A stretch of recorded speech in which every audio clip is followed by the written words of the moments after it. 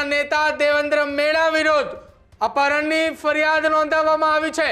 દેવેન્દ્ર મેડા વિરુદ્ધ આમ આદમી પાર્ટીની અંદર જેઓ થોડા સમય પહેલા જ જોડાયા હતા, અરવિંદ કેજરીવાલના હાથે કેસ પહેર્યો હતો, જેમણે એક મહિલાનું અપહરણ કર્યું છે।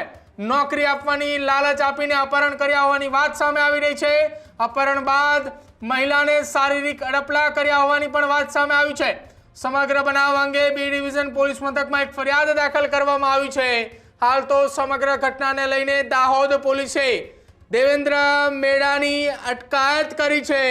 દેવેન્દ્ર મેડા વિરુદ્ધ અગાઉ પણ હથિયાર સંબંધિત ધારા અનુસાર ગુનાઓ નોંધાઈ ચૂક્યા છે। આપણે જણાવી દઈએ, હજી થોડા સમય પહેલા જ તેઓ આમ આદમી પાર્ટીમાં જોડાયા છે। તેઓએ ભૂતકાળની અંદર બીટીપીના પ્રદેશ પ્રમુખ તરીકેની પણ જવાબદારી નિભાવી ચૂક્યા છે।